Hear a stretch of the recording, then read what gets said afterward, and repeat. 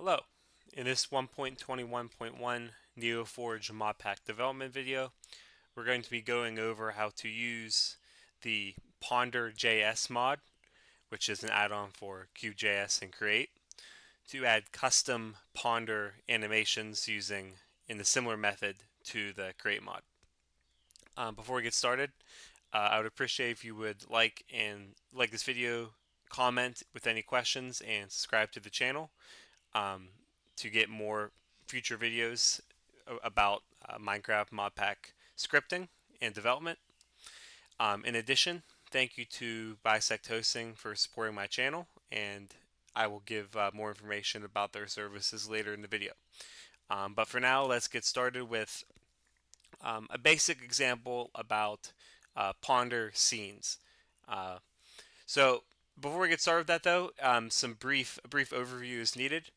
Um, with the Ponder scripts, these are all done in the client scripts folder in KubeJS. So as you can see on my left navigation bar directory, it's under KubeJS / client scripts, and I made just a folder named Ponder, and then in that folder I have my first Ponder script. So this is going to be about showing how to obtain rotten flesh as an example, right? You can.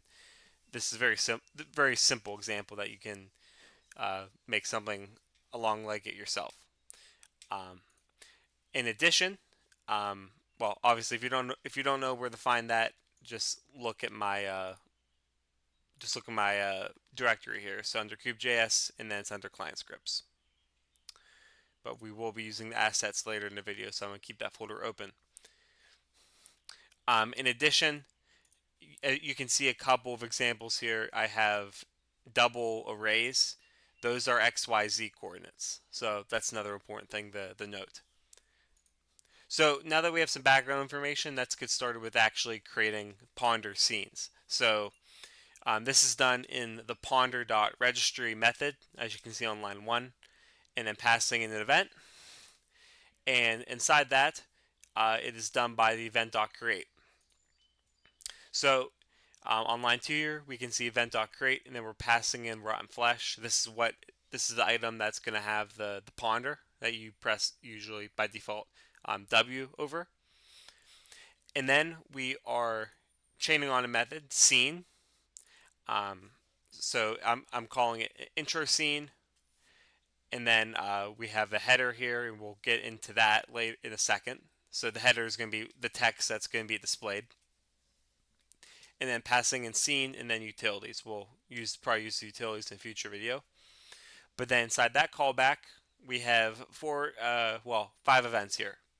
So, or functions. So scene.showStructure, what that's going to do is it's going to show the checkerboard light gray and white pattern or floor by default. Next on line 5 we have scene.idle, and then passing in the number of ticks, so 20. Essentially, idle is the same thing as a normal sleep function that you would find in C or something like that. So it's just going to wait for a second. Next, we are creating an entity to be actually displayed on the ponder. So here I'm creating a zombie.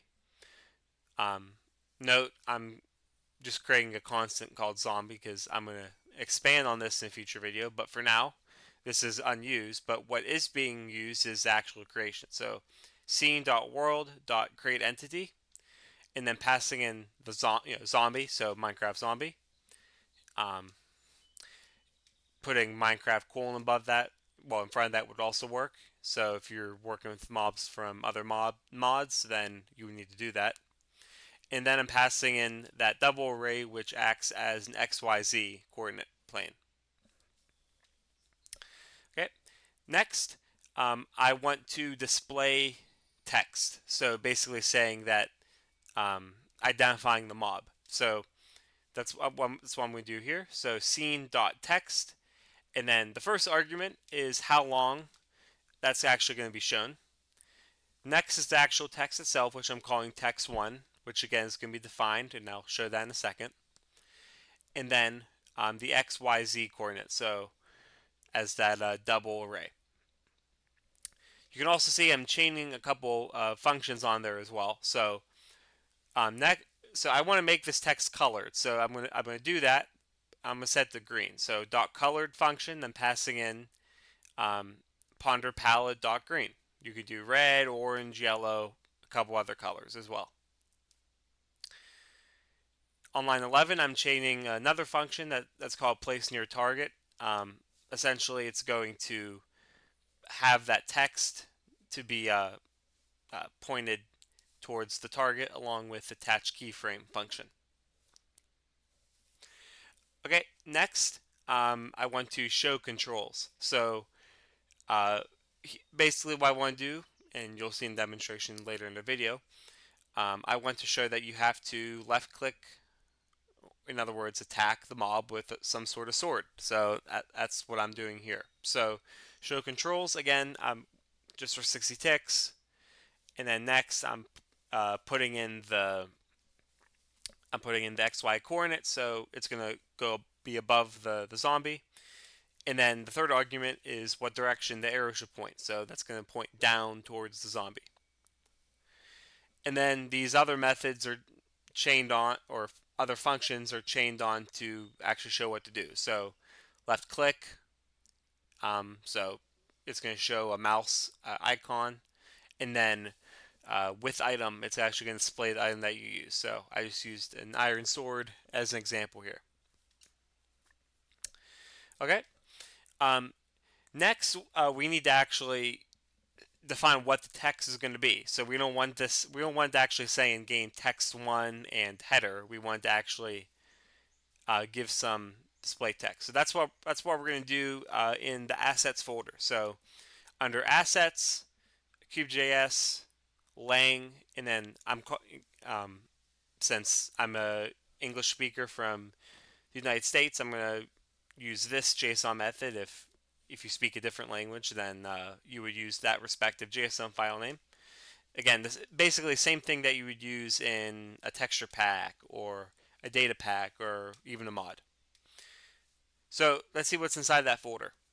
So it's real simple. So KubeJS Ponder intro scene header. So intro scene is where that comes from. It's going to say obtaining rotten flesh. And then under KubeJS Ponder intro scene text 1, so here, it's going to say here comes a zombie. So that is how we're going to get that to work.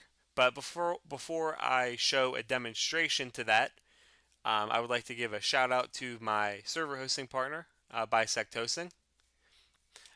This is a great service I've used for quite a while now.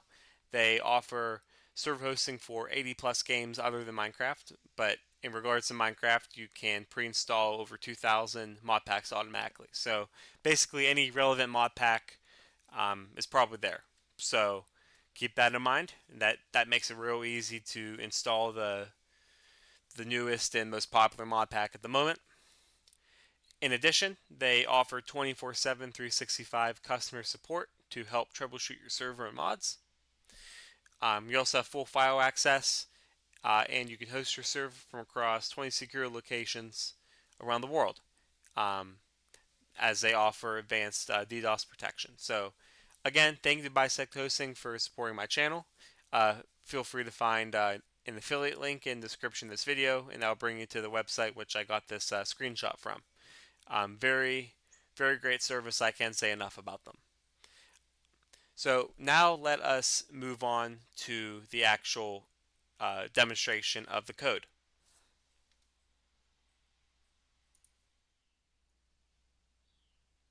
Okay, so now that we are in game, let us demonstrate the our script here. So as we can see, I have rotten flesh in my inventory. It shows hold W the ponder. This is not an item that normally has a ponder because we added it. So now let's do that. As we can see, it displays a message, and it also displayed the the controls. Let's play that again. So it takes a second, spawns a zombie in, it displayed the message first, and then the controls. So I hope that this video was informative. Please let me know if you have any questions about this topic, and I would be happy to address them in a future video. Again, thank you to BisectHosting for supporting my channel. Please like this video. Again, comment with any questions and subscribe for future modpack development tutorials like this one.